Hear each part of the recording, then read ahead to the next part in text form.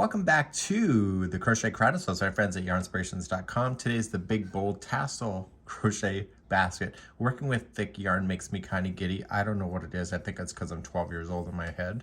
We're going to be using a thick crochet hook today that's a fistful.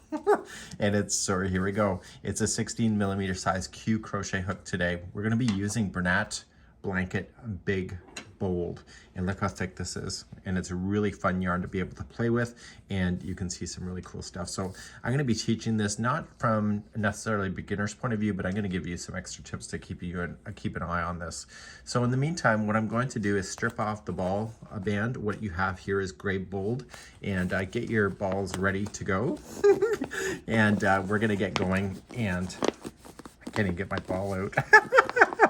Let's begin this in just a moment. So as I begin, I have 8 strands already pre-cut, just about yay so they're about 12 inches long. And I'm gonna be using this to show you where you need to stick your hook. So let's get started. This is take number 4. I'm having a hard time crocheting on top of my table. I need more space to move my hands because this is so thick. So we're going to start off with the slip knot. You might use 2 fingers or 1, depending on how thick your hands are. Don't waste a lot of yarn because of the yardage of this. You want to preserve as much as you can. And then sticking your hook into that hole, into the stitch. And now we're going to chain 2. So use the yarn like normal, just be a little bit more looser. So we have 1 and 2, and we're officially ready for round number 1. Okay, round number 1.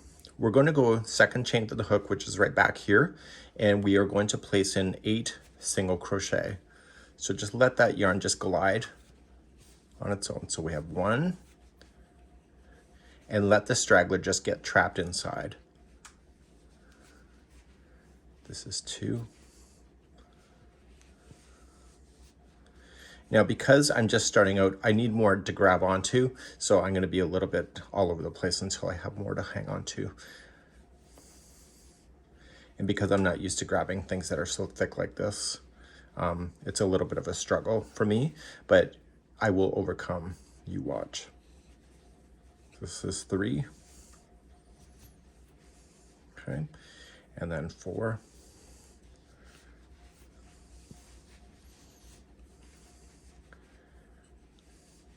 And then 5, 6, 7, and if you're running out of space, just yank on it and pull it around, but don't pull it on to the point where you're going to break the yarn, but just pull it around so you can make room for that 8th one that is going to go in. And then we're going to attach it with a slip stitch to join it. So if you're not sure, count back the top. So 1, 2, 3, 4, 5, 6, 7, and this is the 8th one right here. So because this yarn is so thick, you can actually stick your fingers. So you can hand knit and finger crochet with this yarn, and you're just going to join it with a slip knot, just like, or a slip stitch, just like that. So now we're going to begin round number 2. Round number 2. You're going to start off by chaining 1, and then in each one of these stitches all the way around, I know it's hard to see on camera, but it'll be easier for you in person, you're going to place in 2 single crochets into each one of those stitches. And I have dogs, so my yarn hit the floor, so I got dog hair on my stuff. So that's part of the charm, I suppose. Okay, so then I go into my next stitch, and then I'm going to put 2 into that one too. So because this yarn is so thick, how thick is it? It's so thick that the project will go pretty quick. Okay, so I'm going to put 2 single crochets in each one of the stitches until I get back around. So put me on pause and just play with that, and I'll be right back in a moment. So I'm now all the way around, and I've got 2 into each. There's a total of 16 single crochets. I've already counted that off camera. You'll be able to see yours a lot easier when it's in your own hands. And you are going to slip stitch to the first single crochet and bring that to conclusion. So now we're going to move on to round number 3 next. Round number 3, we're going to just expand what this is, but we don't have to really count it all. We just have to get ourselves around. So we just got to chain 1 to start, and starting in the first one where this is attached to, you were going to single crochet.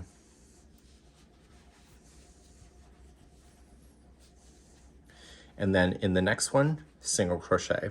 So all I need you to do for this round is just single crochet in every stitch until you get back all the way around. If you cannot tell when you're back around, just put a stitch marker into there. So if you're just grabbing one of those strands that I showed you earlier, you can put one of those there so that you can see it when you come back around. But in the next round, what we're going to do is we're going to play with stitch markers more. And so you can just put a marker there just so you can see it, so you know that that was the start of when you began. So please just single crochet all the way around for round number 3.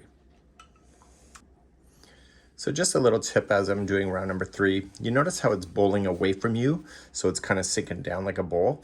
Don't be afraid to kind of pop it in the other direction. It's easier to access the stitches.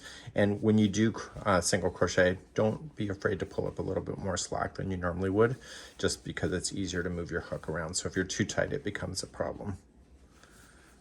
Okay.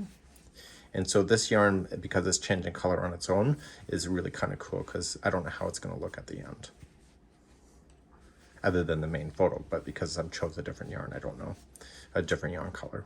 So I'm coming all the way around, okay? And so this here is part of this. If you're not sure, you can count the tops of the stitches to verify that. And in last round, it was 16. So there's 16 tops here, and then I'm just gonna join it with the first single crochet, and you can see that's where my stitch marker was. And therefore, I'm just gonna slip stitch and pull it together like that. So do pull it a bit tight so that the round gets joined, and make sure that you do have your 16 before proceeding to round number 4. So round number 4, we're going to start with those stitch markers that I had cut. There's already one in there. And so I'm going to start off, and I'm going to chain 1, and I'm going to put in 1 single crochet into the first stitch. And then in the next stitch, I want to put 2 single crochet, and that's going to be the repeat all the way around. So we're going to put 2 into that one. So after the second one is in, that stitch marker that I left here, because I'm going to be able to tell, if you're not, use a different color here, but just move that stitch marker up to that stitch so you can see it. And this will help you determine the growth later on in the project. So then starting into the next one, so you have 1 by itself, and then 2 into the next, and on the second one, put in another stitch marker that you have.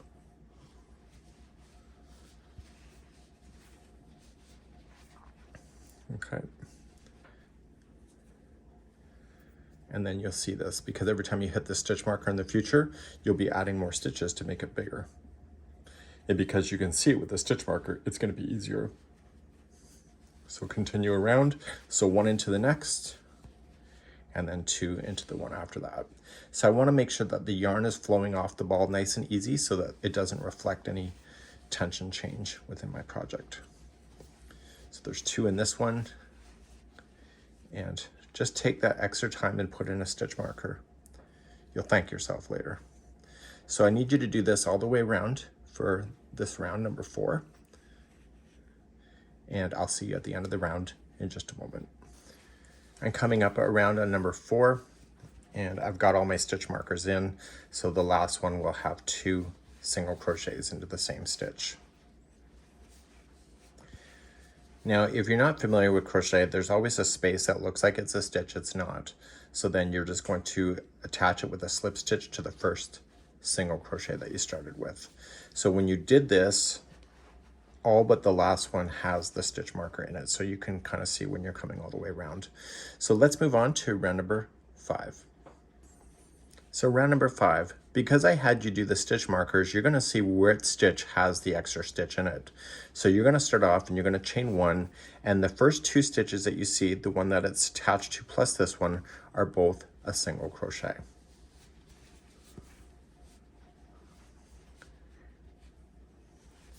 The one with the stitch marker is next, and that one will have 2 single crochets in there. So just put the 2 in first. And then what I'm going to recommend to you is that on the second one, just take your hook out and just move that stitch marker up. And because it's only a certain distance, you can pull up on it a bit like that. Okay, so then that has your 2. So the next 2 are by themselves. So 1 and 2. And the next one has a stitch marker in it. So we know that's the one that will have the extra. So then this one's going to have 2.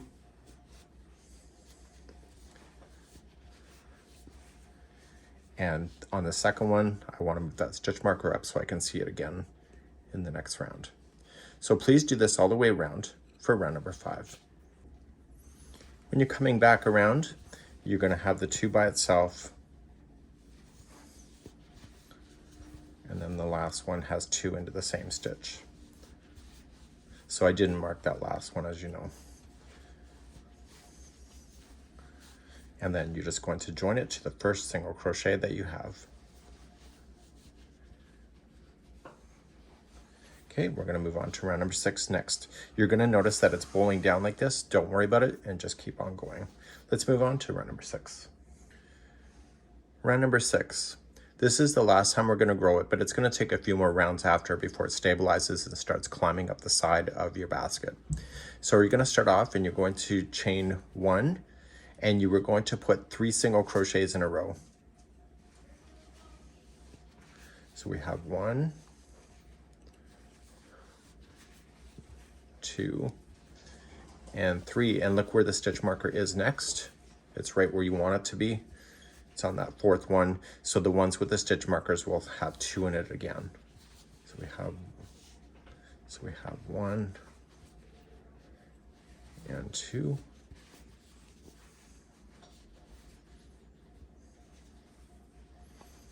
Okay, so then move that stitch marker. Actually, you know what? We're not growing it anymore, so you can leave that stitch marker right where it is. And we'll pull that out later. So we're going to start again. So the next 3 in a row are by themselves. So we have 1, 2, and 3. And then you got 2 into the next. So I'm almost out of yarn already on ball number 1. So what I'm doing for you is that I'm going to place in the video description on how to secure yarn like this using a thread, and it's the best way to do it, and I will link that in the video description as well as the pinned comments as well on how to secure this kind of yarn. So continue around in the same manner. So 3 by itself, 2 into the next, and you can leave the stitch marker right where it is. And this is round number 6. I'm still on round number 6. And I'm almost out of yarn, but I want to use as much yarn as possible. And I happen to be on the stitch that needs 2 in there. So I just want to get this a little bit shorter so that I can play with it. So I'm going to change it in the next one. So I'm going to leave this much here.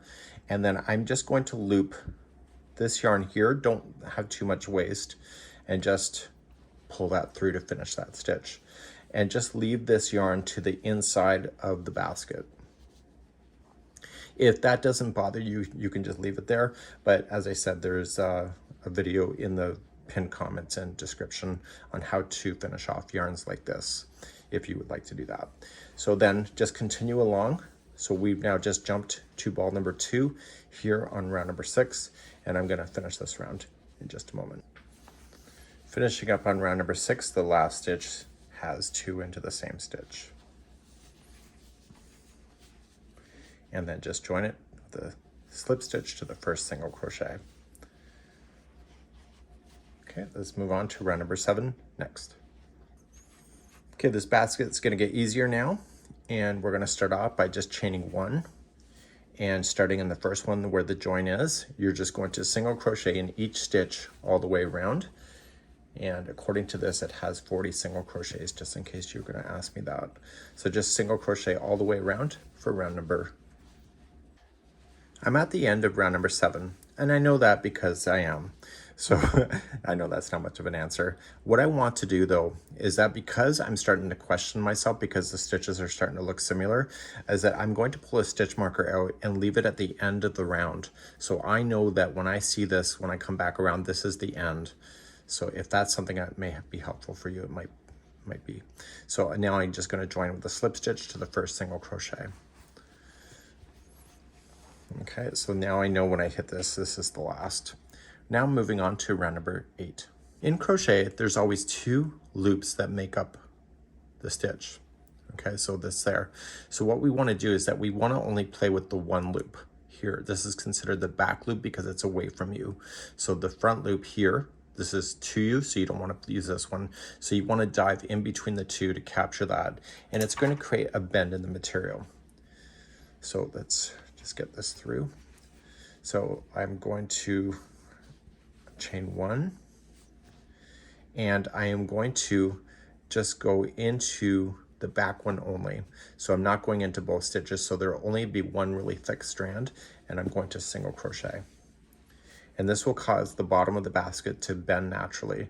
So just in between the middle one there, just get the back loop only and single crochet yourself all the way around on the back loop. And I'll see you at the end of round number 8. So I'm coming close to the end of the round, and I can tell that by the stitch marker. And so I feel more confident that that stitch marker is in. Okay, so this is going to be my last one in, and then I'm going to slip stitch to the top of the first one right here. So the next round is going to be the same round now until the basket is about 11.5 inches. So I'm going to move that stitch marker up so I can see it again. And we're going to cover this, but what I would probably recommend you do at this point, just stretch this basket. So just give it a good stretch out and just kind of lay it down and stretch. And you're going to notice that the bottom of the basket is thicker than the top. Okay, so you're going to have a good time doing that. And we're going to do round number 9 all the way to the end next. So the basket is a total of 11.5 inches tall before you do the final round, but you can stop at any point. So if you just wanted a small little basket for your coffee table, this would actually be pretty cool too. So you could go right to the last round if you wanted to do that. So all the rest of the rounds are all the same now, and I would recommend moving that stitch marker up. So just chain up 1 and just single crochet in the regular stitch. Now, and this will climb up the side of your basket. So please do the rest of the rounds, and I'll show you how to do the last round in just a moment. So what I'm doing is that I'm keeping an eye on my balls, and I'm getting close to the end. I've not hit my 11.5 inches tall. So I want to tell you that because I'm a little bit looser as a crocheter, so I use up more yardage per stitch. So I'm still happy with the height of this thing. You could buy more balls to get it to the height of 11.5, I guess you could say. But I'm also, if you want to do that tassel, you're going to have to leave yarn left over for that, which I'm not going to do. So I will post you a tutorial for how to do a tassel. So on the very last round, once you're ready for it, this is what you're going to do, is that you're just going to chain up 1, and you were going to use the back loop only, and you're just going to slip stitch. And this is going to create like a little bit of a brim on the top. So just through and through. So just going into the next back loop only and slip stitch. And you're going to do this all the way around for your last round once you're ready for that. And I'll be right back in a moment. So when you get all the way back around, you can just slip stitch to the beginning slip stitch that you started with, and that is the end of the story. So you can now officially cut this yarn. So the tassel would be attached right here because there's a little bit of a difference, but nothing too crazy. And you want to trim it long enough that you can weave in the end. So here's my tip for you. It's harder now, but you can see all solid colors. So what you can do is just untwist this yarn, and you're going to notice that there was different plies. So there's 3. So keep untwisting until they're all open here for you. And then, as I mentioned, there's a video on how to secure this kind of yarn in. So if you would like just to do this, you could actually just put this through and just weave it in individually, one at a time on the back side of this, all the loose ends, so that you can do that. If you have really thick yarn and you wanted to treat it all together, you could have just done it the way that that video is showing as well with the thread. So you have to decide which way that you're going to go. So you're going to pull through and lock it.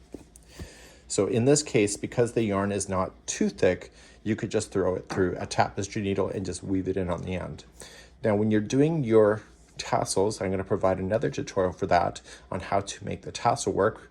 And what you would like to do once it's all been secured, you're going to want to untwist the ends so that each one of these are opened so that you have more of a fluffy idea, and you can see that within the photograph as well. So this would be how you would do this one. You can remove all your stitch markers out now, and you can enjoy your basket, and everything is good to go. That's it for today, and we hope you enjoy.